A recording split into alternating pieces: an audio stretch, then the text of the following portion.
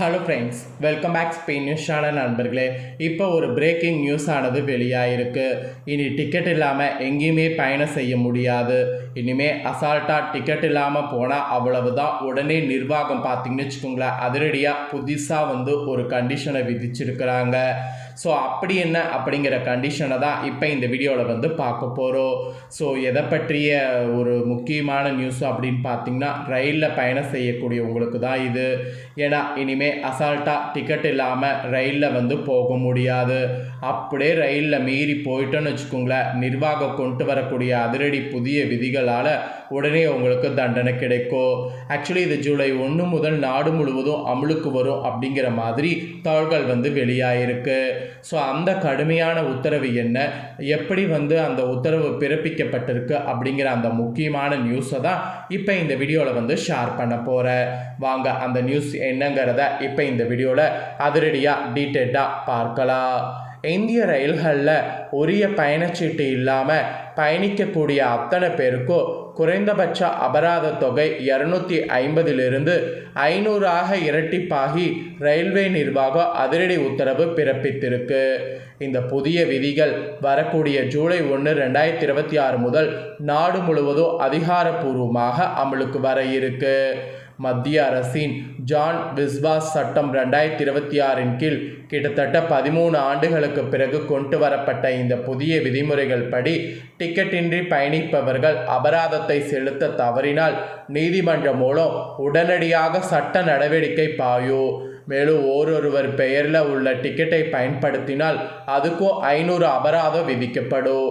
இது மட்டுமின்றி பெண்கள் பெட்டியில் அத்துமீறி பயணிக்கக்கூடிய ஆண்களுக்கு அங்கேயே 2500 வரை அபராதம் விதித்து உடனடியாக ரயிலில் இருந்து இறக்கிவிடவும், ரயிலில் மது அருந்துவிட்டு ரகளை செய்பவர்களுக்கு 1000 அபராதம் விதிக்கவும், அனுமதியின்றி வியாபாரம் செய்பவர்கள் மற்றும் பிச்சை எடுப்பவர்களுக்கு 2000 அபராதமும் இந்த மாதிரி பார்த்தீங்கன்னு வச்சுக்கோங்களேன், அதிரடியாக சில ரூல்ஸ்கள் கொண்டு வரப்பட்டிருக்கு.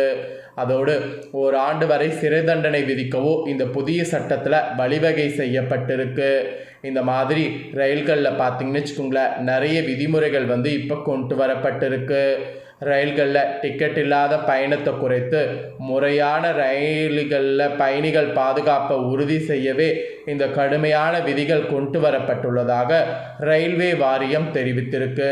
தற்போது இந்த ஒரு நியூஸ் தான் சமூக வலைத்தளங்களில் வெளியாகி ரொம்ப வைரலாக பரவிட்டுருக்கு. ஸோ இனிமேல் அசால்ட்டாக டிக்கெட் இல்லாமல் ரயிலில் போகணும் அப்படின்ட்டு நினைக்காதீங்க. ரயிலில் நிறைய ரூல்ஸ் கொண்டு வரப்பட்டிருக்கு.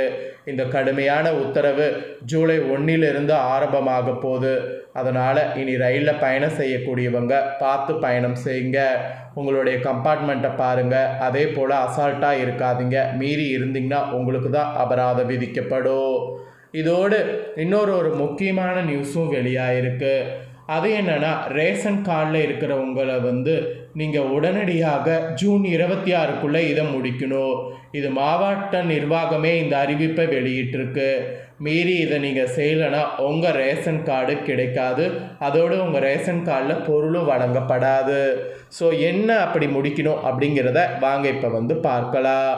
குடும்ப அட்டையில் பெயருள்ள உறுப்பினர்கள் இதுவரை கைவிரல் ரேகை பதிவு செய்யாமல் இருக்காதவங்க வரக்கூடிய 26ஆம் தேதிக்குள் அருகில் உள்ள நியாய விலைக் கடைகளுக்கு சென்று உடனடியாக உங்கள் கைரேகை வைக்கக்கூடிய பணியை செய்து முடிக்க வேண்டும் என இப்போ கேட்டுக்கொள்ளப்படுவது அதிகாரப்பூர்வமாக அறிவிப்பு வந்திருக்கு.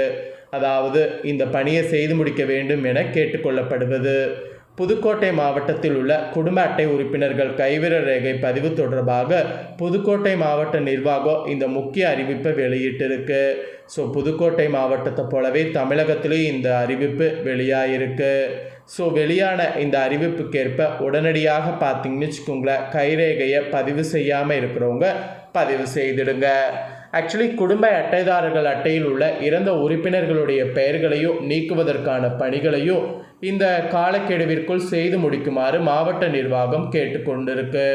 குடும்ப அட்டையில் உள்ள இறந்த உறுப்பினர்களுடைய பெயரை நீக்கணும்.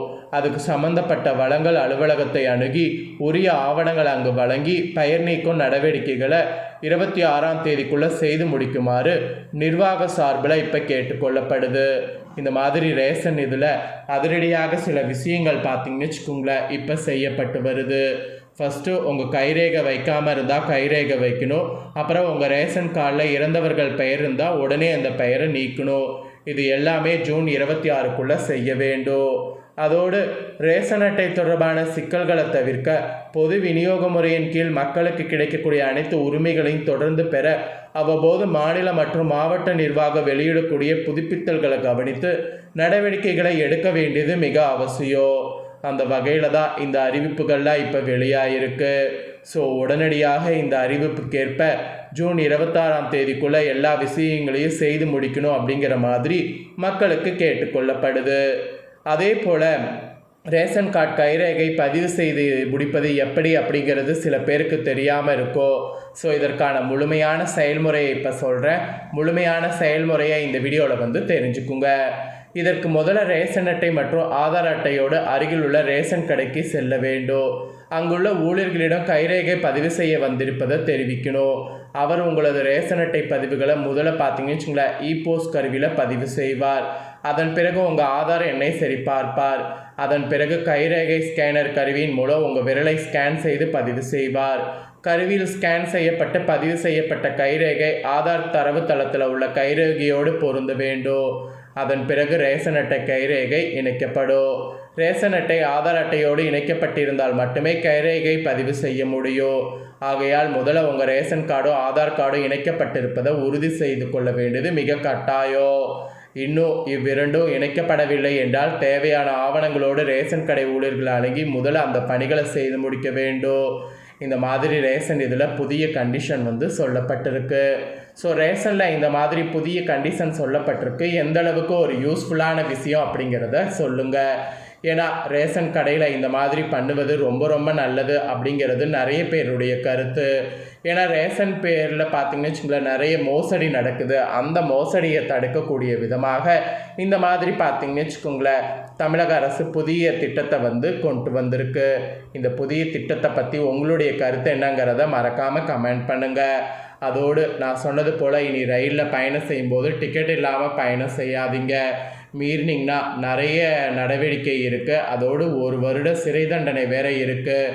அதனால் பார்த்து கவனமாக பயணம் செய்யுங்க. உரிய கட்டணத்தை எடுத்துருங்க. ஆக்சுவலி பஸ்ஸை விட ட்ரெயின் டிக்கெட் ரொம்ப கம்மி தான். அதனால் உரிய டிக்கெட் எடுத்து பயணம் மேற்கொள்ளுங்க. இந்த முக்கியமான நியூஸை உங்கள் ஃப்ரெண்ட்ஸ் ஃபேமிலிக்கும் ஷேர் பண்ணுங்கள். அவங்களும் பார்த்து தெரிஞ்சு பயன்பெறட்டும்.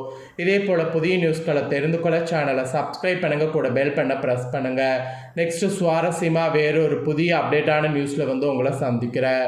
சப்ஸ்கிரைப் பண்ணி பெல் பண்ண ப்ரெஸ் பண்ணுங்கள். அப்போ தான் நான் போடுற வீடியோ எல்லாமே உடனுக்குடனே தெரிஞ்சு பயன்பெற முடியும். நன்றி, வணக்கம்.